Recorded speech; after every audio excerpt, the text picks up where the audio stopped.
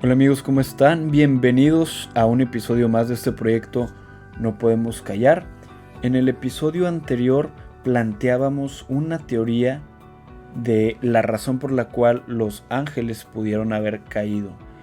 Y algunos teólogos, y al menos una mística consagrada del siglo XVII, así lo afirman, que el hecho de que Dios mismo se hiciera tan pequeño en naturaleza como un ser humano, sin dejar de ser Dios, por supuesto, fue algo difícil de aceptar, primero para la gran corona de la creación angélica, que era Lucifer, antes llamado Luzbel. Y no solo para Lucifer, sino para un tercio de las estrellas, o sea, un tercio de los ángeles. Ellos no podían concebir tan altísima humildad y amor por criaturas tan pequeñas y tan malagradecidas como los seres humanos. Y terminamos citando un fragmento de la carta de Pablo a los Filipenses en donde dice que Dios se hizo prácticamente nada y aceptó nuestra condición y la muerte. Y no cualquier muerte, sino una de las más terribles de esa época, que era la crucifixión. Y es por esto que Cristo ha sido exaltado para que toda rodilla se doble en su nombre. En este episodio platicaremos cómo comienza esta aventura, y toda vida humana, inclusive la de Cristo, tuvo su comienzo por medio de una mujer. Es por esto que, aunque no es tiempo de Adviento y estamos tratando de llevar una cierta cronología en este camino de conocer a Jesús, bueno, es imposible hablar del Hijo y no hablar de la madre, de la mamá. Entonces vamos con el primer punto, un nacimiento profetizado. Comenzaremos esta historia haciendo referencia primero al Evangelio de Mateo, que tiene la particularidad de citar con frecuencia las profecías mesiánicas que aparecen en el Antiguo Testamento, para reiterar la veracidad de que los hechos sobre la vida de Jesús se refieren al Salvador tan esperado. La primera profecía que aparece como referencia en el Evangelio de Mateo es la siguiente: la Virgen concebirá y dará luz a un hijo, a quien pondrán el nombre de Emmanuel, que traducido significa Dios con nosotros. Esta profecía aparece originalmente en el libro de Isaías capítulo 7. Sin embargo, si nosotros revisamos el libro de Isaías, encontraremos que no dice la Virgen concebirá, sino que dice, miren, aquí tengo la Biblia, vamos a buscar la cita de una vez. Dice, claro que varían un poco las palabras entre traducciones, pero dice, por el mismo Señor le dará un signo. Miren, la joven está embarazada y dará a luz un hijo y lo llamará con el nombre de Emmanuel. ¿Cuál es esta singularidad? Que en uno dice, la joven está embarazada, y Mateo cita esta profecía con la palabra la Virgen concebirá. Y nos puede dar luz si revisamos una catequesis mariana de San Juan Pablo II, emitida durante su audiencia general en enero del 96. Dice así, y esto es algo bastante interesante: esta profecía en el texto hebreo no usa explícitamente el nacimiento virginal de Emmanuel. Nos referimos a Isaías. En efecto, dice San Juan Pablo II, el vocablo usado es alma, con H al final, y significa simplemente una mujer joven, no necesariamente que era una virgen. Y es tradición judaica que no proponía en aquel entonces el ideal de una virginidad perpetua, ni había expresado nunca la idea de una maternidad virginal. Sin embargo, en la traducción griega, el vocablo hebreo se tradujo con el término partenos, que significa virgen. En este hecho, que podría parecer solo una particularidad de la traducción, debemos reconocer una misteriosa orientación dada por el Espíritu Santo a las palabras de Isaías, para preparar la comprensión del nacimiento extraordinario del Mesías. Esta traducción con el término virgen se explica basándose en el hecho de que el texto de Isaías prepara con gran solemnidad el anuncio de la concepción y lo presenta como un signo divino. suscitando la espera de una concepción extraordinaria. Continúa San Juan Pablo II. Ahora bien, que una mujer joven conciba un hijo después de haberse unido al marido no constituye un hecho extraordinario. Por otra parte, el oráculo, es decir, la profecía, no alude de ningún modo al marido. Esa formulación sugería, por tanto, la interpretación que después se dio en la versión griega. Ahora, con este punto aclarado, que si bien a lo largo del tiempo ha generado cierta polémica, ya hemos recibido un poquito de luz dada por la catequesis del Papa, que fue no solo un gran pontífice, gran santo, sino gran teólogo.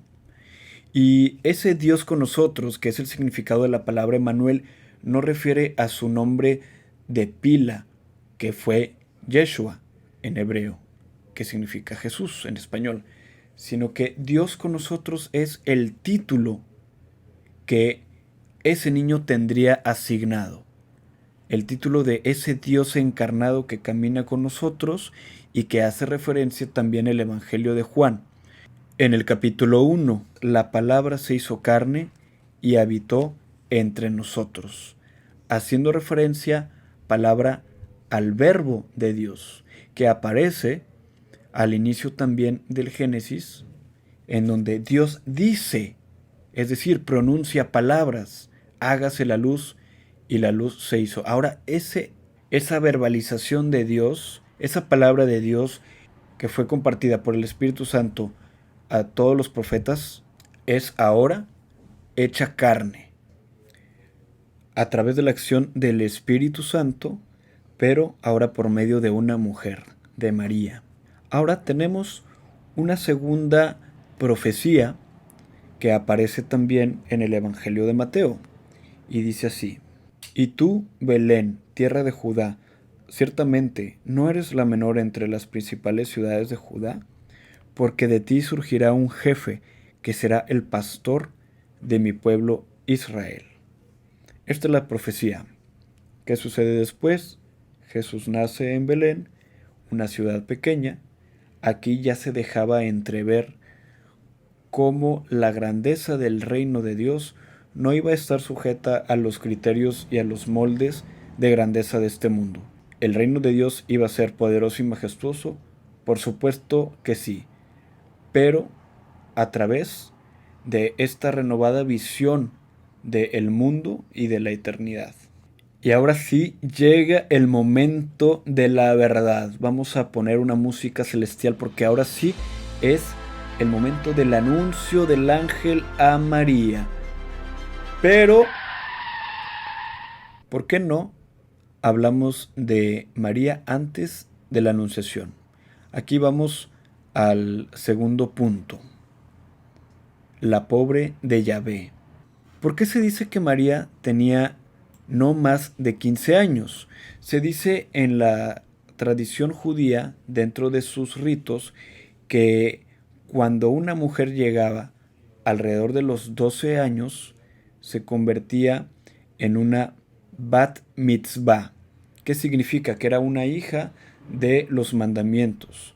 A partir de este momento, una mujer ya estaba preparada ante la sociedad para contraer matrimonio. Y bueno, pues por tradición se cree que no pasaba de los 15 años cuando pasa este momento de la anunciación. ¿Qué más se puede decir sobre la futura, en ese entonces, Madre de Dios? De diferentes autores se piensa que María y su familia pertenecían a una tribu dentro del judaísmo denominada los Anahuín, que significan los pobres de Yahvé. ¿De dónde proviene esto? Voy a tomar la referencia de un sacerdote dominico colombiano llamado Fray Nelson Medina, que lo explica de una manera bastante interesante, haciendo referencia a la historia del pueblo de Israel. Dice: los Anahuín son hombres y mujeres que, habiendo puesto toda su esperanza en Dios, comprendieron que su única y verdadera riqueza era Dios mismo. Ellos se sabían completamente necesitados de Dios y de nada más. En eso radicaba su pobreza, Un pobre es aquel que sabe que necesita. Entonces hablábamos de una pobreza espiritual. Yo no dudo que cuando Jesús dice la bienaventuranza, dichosos los pobres de espíritu, haya pensado en su madre María. Esta fe y esperanza inquebrantables, dice Fray Nelson, los hacía únicos en el pueblo escogido del cual vendría el Mesías, en los Anahuín.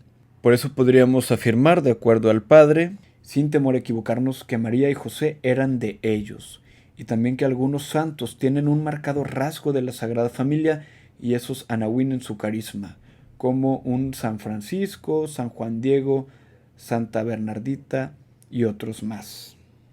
Punto número 3. Punto número 3. La llena de gracia. El saludo del arcángel Gabriel, que aparece en Lucas capítulo 1 versículos del 26 al 38, nos muestra una gran profundidad sobre la acción de Dios en María.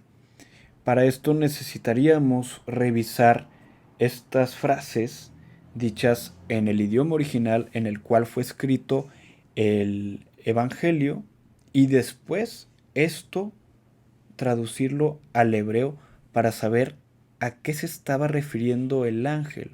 Les voy a leer un poquito esta sección. Alégrate llena de gracia, el Señor está contigo. Ese fue el saludo del ángel. Cuando María escucha estas palabras queda desconcertada. Y si utilizamos la palabra en griego, que fue el idioma que utiliza Lucas para escribir su evangelio, encontramos llena de gracia traducida al griego como kexaritomene. Y esto tiene un significado más profundo, no solo llena de gracia, sino hecha llena de gracia o colmada de gracia. Investigando un poquito más, encontré la expresión en hebreo, que fue el idioma donde probablemente hubo esta comunicación entre el ángel y María. Significa Eshet Hen, que significa gracia hecha mujer o hermosura hecha mujer, como quien dijera hermosura encarnada en la mujer. Y nuevamente, citando a Juan Pablo II en su encíclica Redemptoris Mater, dice en este siguiente texto que está como muy concentrado de profundidad, dice: en el misterio de Cristo, María está presente ya antes de la creación del mundo, como aquella que el Padre ha elegido como madre de su Hijo en la encarnación, y junto con el Padre la ha elegido el Hijo, confiándole eternamente al Espíritu de Santidad. María está unida a Cristo de un modo totalmente especial y excepcional, e igualmente es amada en este amado eternamente, en este Hijo consubstancial al Padre, en el que se concentra toda la gloria de la gracia. Dicho o tratando de decirlo de una manera más sencilla, la Santísima Trinidad piensa desde la eternidad en esta hermosura hecha mujer y es amada y es esperada para ser la madre del Verbo encarnado. Y de alguna manera no es que haya sido elegida entre todas las mujeres, sino que María, pensada desde la eternidad, fue sobrecolmada de toda gracia, de todos los dones de parte de Dios.